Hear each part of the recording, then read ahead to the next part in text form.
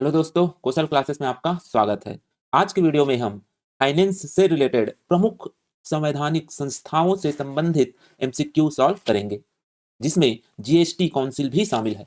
और आपको पता ही होना चाहिए कि इस साल जीएसटी रिफॉर्म हुए थे, इसलिए हमारे एग्जाम पॉइंट ऑफ व्यू से जीएसटी से रिलेटेड क्वेश्चन बहुत इंपॉर्टेंट हो जाता है।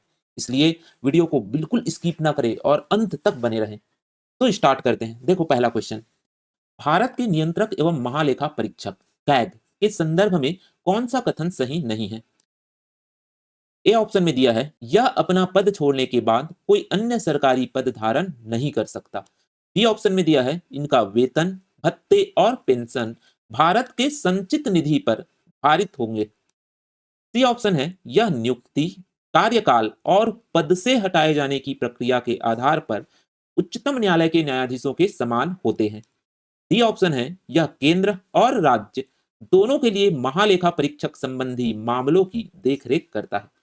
ठीक है, तो देखो, ये ना बहुत इंपॉर्टेंट क्वेश्चन है, बहुत इंपॉर्टेंट और ट्रिकी क्वेश्चन, जिसमें सामान्यता स्टूडेंट पता होने के बाद भी मिस्टेक करके आते हैं। ठीक है, तो मैं चाहता हूं कि जो भी ये वीडियो देख रहे हैं ना, मेरे अनुसार वो सब एकदम सिंसियर स्टूडेंट हैं, तो वो अवश्य अपना आंसर वीडियो रोककर कमेंट करे। ठीक है, देखते हैं कौन सही आंसर दे रहा है और कौन कौन वो कॉमन मिस्टेक कर रहा है जिसकी मैं बात कर रहा हूं। क्लियर है? तो हम स्टार्ट करते हैं। देखिए, देखिए क्या बोल रहा है, नियंत्रक एवं महालेखा परीक्षक, ठीक, controller and auditor general of India. इसका उल्लेख कहां मिलेगा? इसका उल्लेख मिलेगा आपको संविधान के आर्टिकल 148 में। ठीक है, क्या बोला जा रहा है, कौन सा कथन सही नहीं है ये पूछा जा रहा है। ठीक है, इनकरेक्ट स्टेटमेंट कौन सा है ये पूछा जा रहा है। तो देखते हैं कि करके ऑप्शन। देखो, पहला क्या है, यह अपना पद छोड़ने के बाद कोई अन्य सरकारी पद, कोई गवर्नमेंट ऑफिस ज्वाइन नहीं कर सकता। ठीक है, क्लियर है? तो ये तो बिल्कुल करेक्ट है। जितने भी इंपॉर्टेंट पोस्ट होते हैं इंडिया में, उसकी स्वतंत्रता ना बहुत इंपॉर्टेंट रहता है, वो बायस्ड ना हो गवर्नमेंट के साथ, ये बहुत इंपॉर्टेंट रहता है। तो अगर किसी सरकारी पद में ये फिर से ज्वाइन करने की छूट इसे प्रदान की जाए, तो भाई हो सकता है उनके लालच में गवर्नमेंट के साथ बायस्ड हो जाए। इसलिए ना ये प्रावधान संविधान में जोड़ा गया है। क्लियर है? तो ऑप्शन ए तो सही है।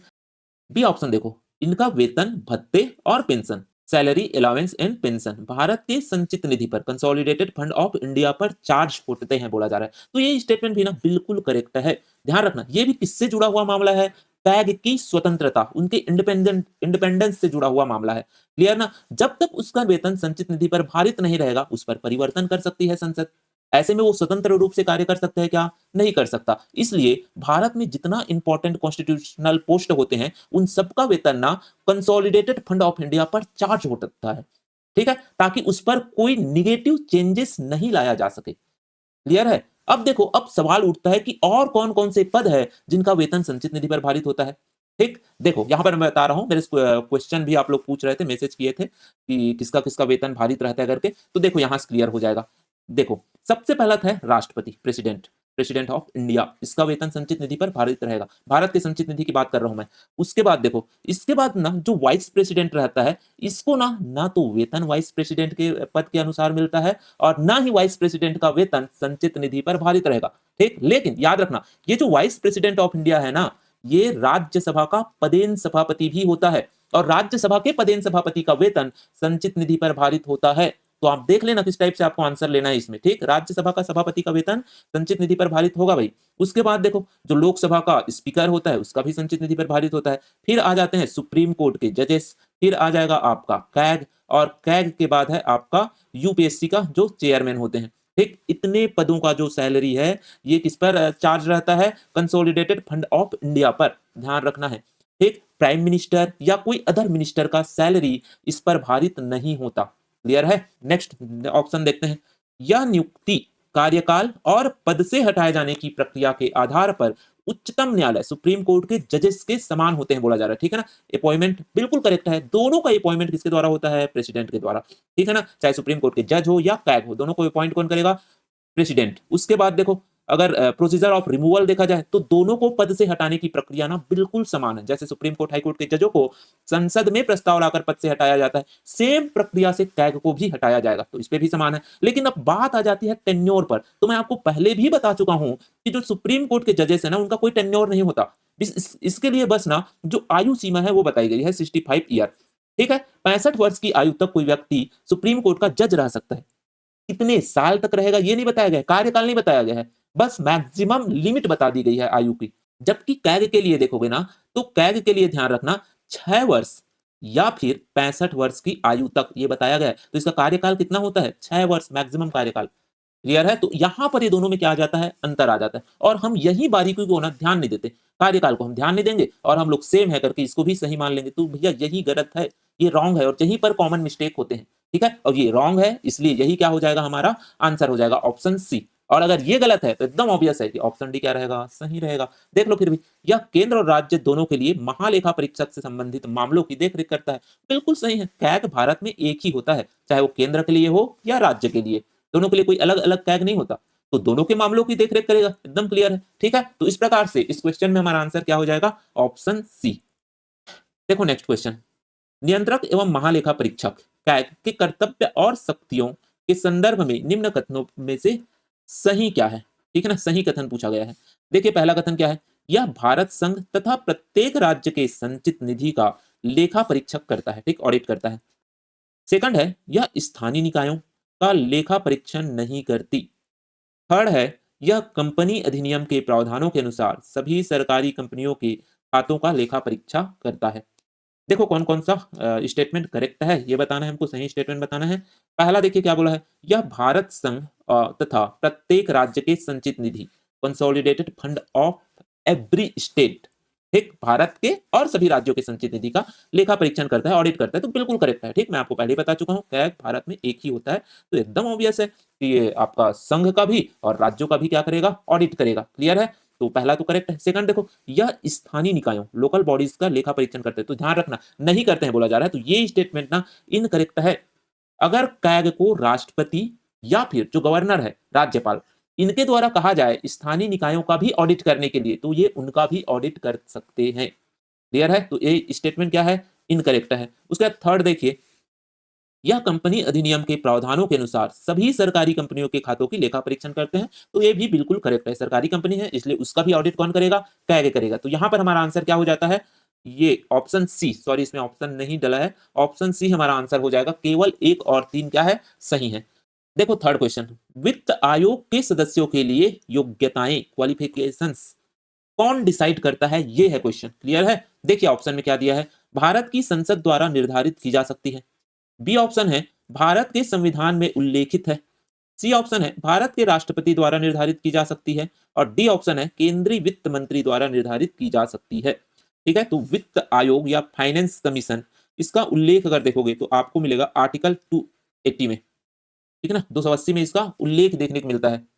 ठीक? अब इसमें सदस्य कितने रहते हैं? तो एक तो होगा इसका चेयरमैन, अध्यक्ष होता है एक, उसके बाद 4 होते हैं इसके सदस्य। ठीक है? तो जो अध्यक्ष होता है वो सार्वजनिक मामलों का जानकार होना चाहिए। बाकियों की जो क्वालिफिकेशन है ना, उसका उसको कौन डिसाइड करता है? तो उसको डिसाइड करता है संसद। भारत की संसद को ये शक्ति दी गई है कि वो वित्त आयोग के सदस्यों के लिए योग्यता का निर्धारण करे। क्लियर है? तो हमारा आंसर यहाँ पर क्या हो जाएगा? Option A. अब देख लो कि ये चारों सदस्यों के लिए क्या योग्यताएं निर्धारित की गई है। तो सबसे पहला, एक जो सदस्य होगा ना, ये हाई कोर्ट का जज हो या जज बनने के योग्य हो। क्लियर है? सेकंड जो होता है, ये ऑडिट या फाइनेंस के मामले में एक्सपर्ट हो। ठीक है ना? लेखा या वित्त के मामले में विशेषज्ञ होना चाहिए। थर्ड जो सदस्य होगा, ये एडमिनिस्ट्रेशन, प्रशासन और फाइनेंस, वित्त के बारे में एक्सपर्ट होने चाहिए। और उसके बाद जो चौथा सदस्य होगा, वो इकोनॉमिक्स के मामले में एक्सपर्ट हो, अर्थव्यवस्था के मामले में क्या होने चाहिए? एक्सपर्ट होने चाहिए। और जो अध्यक्ष रहेगा वो सार्वजनिक मामलों से जुड़ा होना सदस्य होना चाहिए। क्लियर है? तो इस प्रकार से योग्यताएं आपको वित्त आयोग के सदस्यों के संदर्भ में देखने को मिलती है। इस क्वेश्चन में हमारा आंसर क्या रहेगा? ऑप्शन ए, संसद द्वारा इनकी योग्यताएं निर्धारित की जाती है। देखो नेक्स्ट क्वेश्चन, भारत के वित्त आयोग, फाइनेंस कमीशन के विषय में निम्नलिखित कथनों पर विचार करें। देखिए क्या क्या कथन दिया है। वित्त आयोग के कार्य संघ और राज्य के बीच राजस्व संसाधनों के वितरण, डिस्ट्रीब्यूशन ऑफ रेवेन्यू रिसोर्सेज के विषय में संतुति देना है। सेकंड है, इसे भारत के राष्ट्रपति द्वारा प्रत्येक 5वें वर्ष नियुक्त किया जाता है। थर्ड है, यह राज्यों को किए जाने वाले केंद्रीय वित्तीय अंतरणों के लिए राजस्व की उगाही करती है। फोर्थ है, वित्त आयोग के अध्यक्ष और सदस्यों की पुनर्नियुक्ति नहीं की जा सकती। देखते हैं कौन कौन सा स्टेटमेंट करेक्ट है। वित्त आयोग पहले ही बता चुका हूं कौन सा आर्टिकल में उल्लेख है, आर्टिकल 280 में। ठीक है, देखते हैं कौन कौन सा स्टेटमेंट सही है। ठीक है, देखो पहला क्या बोला है, वित्त आयोग के कार्य संघ और राज्यों के बीच राजस्व संसाधनों का वितरण करना। ठीक है, डिस्ट्रीब्यूशन ऑफ रेवेन्यू रिसोर्स, इसके बारे में रिकमेंडेशन देना, किसको, प्रेसिडेंट को। ठीक है, ये है, तो ये बिल्कुल करेक्ट है। वित्त आयोग क्या करता है, जो रेवेन्यू प्राप्त होता है सेंट्रल गवर्नमेंट का, उसका डिस्ट्रीब्यूशन कैसे हो राज्यों में, उसके बारे में ये क्या करता है, अपना रिकमेंडेशन देता है। क्लियर है। जैसे वर्तमान में जो 15वां वित्त आयोग है ना, इसका क्या रिकमेंडेशन था, तो इसका रिकमेंडेशन है कि जो रेवेन्यू सेंट्रल को प्राप्त होगा उसका 41% स्टेट को जाएगा, राज्यों को जाएगा। ठीक है, और उसके बाद 1% जो रहता है ना, ये जाएगा Jammu and Kashmir and Ladakh territory के लिए। क्लियर, तो राज्यों को कितना डिस्ट्रीब्यूट किया जाएगा, 41%। 1% मुख्य रूप से जम्मू एंड कश्मीर और लद्दाख यूनियन टेरिटरी के लिए रखा जाएगा। बाकी के जितने भी रेवेन्यू रहेंगे वो सेंट्रल के होंगे। क्लियर है। इस प्रकार से रेवेन्यू को डिस्ट्रीब्यूट करने का संतुति दिया गया है वित्त आयोग द्वारा, 15वें वित्त आयोग द्वारा, जो 2025-26 तक के लिए रहेगा। उसके बाद 16वें वित्त आयोग का भी गठन किया जा चुका है, वो जो रिकमेंडेशन देगा उसके अनुसार डिस्ट्रीब्यूट किया जाएगा। क्लियर है। उसके बाद देखो सेकंड, इसे भारत के राष्ट्रपति द्वारा प्रत्येक 5वें वर्ष नियुक्त किया जाता है। बिल्कुल करेक्ट है। प्रत्येक सामान्यतः प्रत्येक 5 वर्ष में क्या किया जाता है, इसको अपॉइंट किया जाता है। ठीक है ना, कोई जरूरी नहीं है कि हर 5 वर्ष में किया जाएगा, लेकिन सामान्यतः प्रत्येक 5वें वर्ष में क्या होता है, इनको अपॉइंट किया जाता है। तो ये भी बिल्कुल करेक्ट है।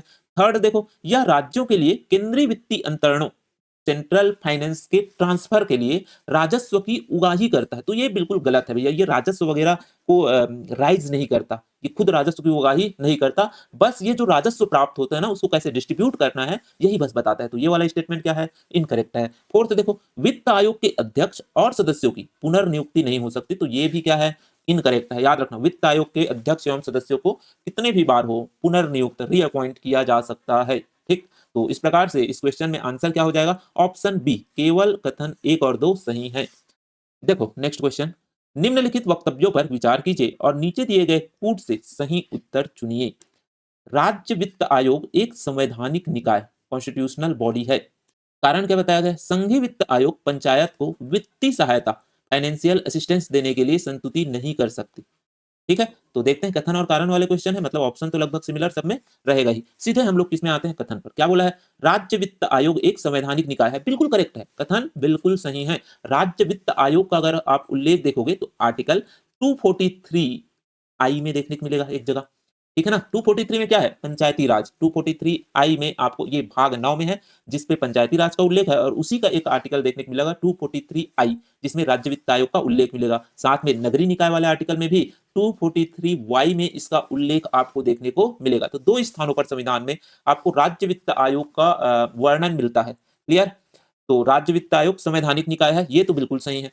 सेकंड देखो, संघीय वित्त आयोग पंचायतों को वित्तीय सहायता देने के लिए कोई रिकमेंडेशन नहीं कर सकता। तो ये गलत स्टेटमेंट है। ठीक, क्योंकि भैया जो संघीय वित्त आयोग है ना, ये रिकमेंडेशन दे सकता है अगर राज्य वित्त आयोग इसको कहे तो। क्लियर, तो सेकंड जो कारण बताया ये स्टेटमेंट ही गलत है, इसलिए हमारा आंसर क्या हो जाएगा, ए सही है किंतु आर गलत है। ऑप्शन सी हमारा आंसर हो जाएगा। क्लियर, देखो नेक्स्ट क्वेश्चन। अब देखिए, यहां से जीएसटी से या जीएसटी परिषद से संबंधित क्वेश्चन करते हैं। बहुत इंपॉर्टेंट है, ऐसे क्वेश्चन आप कभी नहीं किए होंगे, मेरा दावा है ये। देखो, जीएसटी परिषद के संदर्भ में निम्न कथनों में से कौन सा कथन सही है। पहला दिया है, इसका गठन 101वां संविधान संशोधन अधिनियम 2016 के माध्यम से हुआ है। सेकंड है, इसका उल्लेख संविधान के अनुच्छेद 279 ए में है। थर्ड है, इसकी स्थापना राष्ट्रपति के आदेश के द्वारा होती है। फोर्थ है, इसका सचिवालय दिल्ली में स्थित है तथा कैबिनेट सचिव इसका पदेन सचिव होता है। तो देखते हैं कौन कौन सा स्टेटमेंट करेक्ट है, किसके संदर्भ में, जीएसटी काउंसिल। ठीक, तो पहला क्या दिया है कि इसका गठन 101 संविधान संशोधन के अधिनियम से हुआ था। बिल्कुल सही, सबको पता होगा, ये कई बार एग्जाम में आ भी चुका है। ठीक, 101 कॉन्स्टिट्यूशनल अमेंडमेंट कब हुआ था, 2016 में। क्लियर, तो पहला तो बिल्कुल सही है। सेकंड देखो, इसका उल्लेख संविधान के अनुच्छेद 289 ए में है। ठीक, 279 ए में इसका आपका उल्लेख देखने को मिलेगा, मेंशन है। तो ये भी बिल्कुल करेक्ट है। ठीक है ना, उसके बाद थर्ड देखो, इसकी स्थापना राष्ट्रपति के आदेश के द्वारा होती है, ऑर्डर ऑफ द प्रेसिडेंट। तो ये भी बिल्कुल करेक्ट है। याद रखना, आर्टिकल 279 ए में ही लिखा है कि राष्ट्रपति एक आदेश के द्वारा ना जीएसटी काउंसिल का गठन करेगा, उसको स्थापना करेगा करके। क्लियर, इसलिए ये स्टेटमेंट भी क्या है, करेक्ट है। फोर्थ देखो, इसका सचिवालय दिल्ली में स्थित है। तो यहां तक तो बिल्कुल करेक्ट है, सचिवालय कहाँ है? दिल्ली में। उसके बाद क्या बोला जा रहा है? कैबिनेट सचिव इसके पदेन सचिव होते हैं। तो ये स्टेटमेंट इनकरेक्ट है। कैबिनेट सचिव is not x officio secretary of GST council. तो होता कौन है? ये होते हैं राजस्व सचिव, रेवेन्यू सेक्रेटरी जो होते हैं वो एक्स ऑफिसो सेक्रेटरी होते हैं जीएसटी काउंसिल का। क्लियर है? तो ये वाला स्टेटमेंट इनकरेक्ट है, याद रखना। राजस्व सचिव होते हैं इसके पदेन सचिव, कैबिनेट सचिव नहीं होते, ये होते हैं। क्लियर है? तो इस प्रकार से हमारा आंसर यहां पर क्या आ जाएगा? Option C 1, 2 and 3 is correct है। देखिए नेक्स्ट क्वेश्चन। जीएसटी परिषद के संरचना, कंपोजिशन या स्ट्रक्चर ऑफ जीएसटी काउंसिल के संदर्भ में कौन सा कथन सही नहीं है? केंद्रीय वित्त मंत्री, यूनियन फाइनेंस मिनिस्टर इस परिषद के अध्यक्ष होते हैं। बी ऑप्शन देखो, राजस्व अथवा वित्त के प्रभारी केंद्रीय राज्य मंत्री, यूनियन मिनिस्टर ऑफ स्टेट इसके सदस्य होते हैं। सी ऑप्शन है, प्रत्येक राज्य के वित्त या राज्य सरकार द्वारा नामित एक मंत्री इस परिषद के सदस्य होते हैं। डी ऑप्शन है, इस परिषद के सदस्य केंद्रीय राज्य मंत्री परिषद के उपाध्यक्ष होते हैं, वाइस चेयरपर्सन। देखते हैं कौन सा स्टेटमेंट सही नहीं है। यही पूछा है, जीएसटी परिषद के संदर्भ में कौन सा कथन सही नहीं है, ये बताना है हमको। क्लियर है? तो देखो ऑप्शन ए क्या बोला है? केंद्रीय वित्त मंत्री, यूनियन फाइनेंस मिनिस्टर इस परिषद के अध्यक्ष होते हैं, चेयरपर्सन होते हैं, बिल्कुल करेक्ट है। ठीक है ना? जो केंद्रीय वित्त मंत्री रहते हैं इस परिषद के क्या रहते हैं? अध्यक्ष रहते हैं। तो ये तो हमारा आंसर नहीं होगा। बी देखो, राजस्व अथवा वित्त के प्रभारी केंद्रीय राज्य मंत्री, यूनियन मिनिस्टर ऑफ स्टेट इसके सदस्य होते हैं, बिल्कुल सही है। यही दो लोग ना केंद्र सरकार से जीएसटी काउंसिल में सदस्य होते हैं। एक तो होगा केंद्रीय वित्त मंत्री और दूसरा होता है एक राज्य मंत्री, केंद्र का राज्य मंत्री वित्त या राजस्व प्रभाग का। क्लियर है? तो ये दो लोग क्या रहेंगे? केंद्र सरकार से जीएसटी काउंसिल के सदस्य होते हैं। उसके बाद देखो सी क्या बोला है? प्रत्येक राज्य के वित्त या राज्य द्वारा नामित एक मंत्री इस परिषद का सदस्य होता है। ठीक है ना? राज्य द्वारा नामित, या बोल सकते हो जो सीएम होता है ना, चीफ मिनिस्टर, वो नॉमिनेट करता है कि कौन जीएसटी काउंसिल का सदस्य होगा। तो ये वाला स्टेटमेंट भी सही है। याद रखना, प्रत्येक जितने 28 राज्य हैं सबका एक मंत्री क्या रहता है? जीएसटी काउंसिल का सदस्य रहेगा। साथ में जो केंद्र शासित प्रदेश में विधानसभा है उनका भी मंत्री क्या रहेगा? इसका सदस्य रहेगा। जैसे दिल्ली, जम्मू कश्मीर, पुडुचेरी, ये तीनों यूटी के भी एक मिनिस्टर क्या रहेंगे? जीएसटी काउंसिल के सदस्य होते हैं। उसके बाद डी क्या बोला है? इस परिषद के सदस्य केंद्रीय राज्य मंत्री परिषद का उपाध्यक्ष होता है। तो ये वाला इनकरेक्ट है और यही हमारा क्या हो जाएगा? आंसर हो जाएगा। याद रखना, ये जो मंत्री है ना इसको बोला जा रहा है वाइस चेयरपर्सन होगा करके। ठीक है ना? जो प्रभारी केंद्रीय एक मंत्री जो इसका सदस्य होता है उसे वाइस चेयरपर्सन होगा बोला जा रहा है। तो ये इनकरेक्ट है भैया। कौन उपाध्यक्ष होगा इसका निर्धारण ना जो राज्य के मंत्री आते हैं ये डिसाइड करते हैं। क्लियर है? जो केंद्रीय राज्य मंत्री सदस्य रहता है वो नहीं होता। ठीक, तो हमारा आंसर क्या हो जाएगा इस क्वेश्चन में? Option D. देखो नेक्स्ट क्वेश्चन कथन और कारण वाला क्वेश्चन है। कथन क्या दिया है? जीएसटी परिषद भारत में सहकारी संघवाद, कोऑपरेटिव फेडरलिज्म के उच्च मानकों, हाई स्टैंडर्ड को स्थापित करने वाली सबसे प्रमुख संस्थानों में से एक है। ठीक है? कारण क्या बताया गया है इसका? जीएसटी परिषद में कोई भी निर्णय अकेले केंद्र सरकार या केंद्र के बिना सभी राज्य सरकार मिलकर भी नहीं ले सकते। ठीक, तो कथन और कारण वाला क्वेश्चन है। ऑप्शन सब में सिमिलर रहता है, यहाँ भी वही ऑप्शन मिलेगा। तो सीधे क्वेश्चन पर आते हैं। देखो कथन क्या बोल रहा है? कथन बोल रहा है जीएसटी परिषद, जीएसटी काउंसिल भारत में सहकारी संघवाद, कोऑपरेटिव फेडरलिज्म का उच्च मान को, हाई स्टैंडर्ड को स्थापित करने वाली प्रमुख संस्था है। एक one of the most important institution है। इसको क्या करने वाली? सहकारी संघवाद को स्थापित करने वाली। तो ये सरकारी सहकारी संघवाद क्या होता है? ध्यान रखना, सहकारी संघवाद का मतलब होता है जहां पर केंद्र या संघ और राज्य आपस में मिलकर कोई कार्य करे, एक दूसरे के सहयोग से कोई कार्य करे, ऐसी संस्थाओं को क्या बोला जाएगा? सहकारी संघवाद के मानकों को स्थापित करने वाली संस्था। जहां पर केंद्र अपने अनुसार काम कर रहा है, राज्य अपना अलग काम कर रहा है, वहां पर संघवाद नहीं होता। संघवाद का मतलब होता है, या सहकारी संघवाद का मतलब होता है, दोनों एक दूसरे के सहयोग से जहां कार्य करें। ठीक है? तो जो पहला कथन बोला जा रहा है ना, ये बिल्कुल करेक्ट है। याद रखना, मोस्ट इंपॉर्टेंट इंस्टीट्यूशन है ये, और most one of the most, क्या सबसे इंपॉर्टेंट है ये। क्लियर है? देखो अब कारण क्या बताया जा रहा है? कारण में बोला जा रहा है जीएसटी परिषद में कोई भी निर्णय अकेले केंद्र सरकार या केंद्र सरकार के बिना सभी राज्य सरकार भी मिलकर नहीं ले सकते। तो ये भी एकदम करेक्ट है। ठीक, यही कारण है। देखो, ना तो केंद्र सरकार अकेले निर्णय ले रहा है और ना ही केंद्र के बिना सभी राज्य सरकार मिलकर कोई निर्णय कर पा रहा है। तभी तो दोनों को आपस में आना होगा साथ कोई निर्णय लेने के लिए, और तभी तो ये सहकारी संघवाद के जो आदर्श है उसको स्थापित कर पाएंगे। ठीक है? तो ये जो कारण है बिल्कुल करेक्ट है। अब देखो ये करेक्ट कैसे है? देखिए होता क्या है ना, जीएसटी काउंसिल में कोई भी डिसीजन लेना है तो 3/4 का बहुमत चाहिए रहता है। याद रखना, ठीक है, 3/4 बहुमत मतलब 75% लोग किसी चीज के सपोर्ट में हो तब वो प्रस्ताव पारित होगा। क्लियर है? ये होता है। ठीक, 3/4 बहुमत से पारित होना रहता है कोई भी प्रस्ताव, कोई भी डिसीजन लेना है तो इतना हाई बहुमत चाहिए इसके लिए।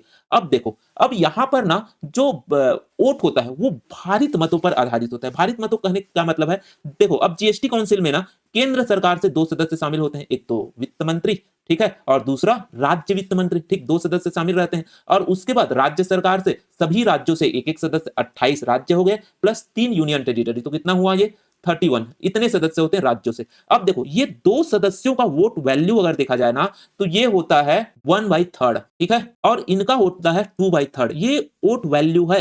केंद्र सरकार के सदस्यों का टोटल कितना रहेगा 1/3, और राज्यों के सभी मंत्रियों को मिला दोगे तो उनका वोटिंग वैल्यू कितना रहेगा 2/3, मतलब इसका 33% है और इसका लगभग 66%।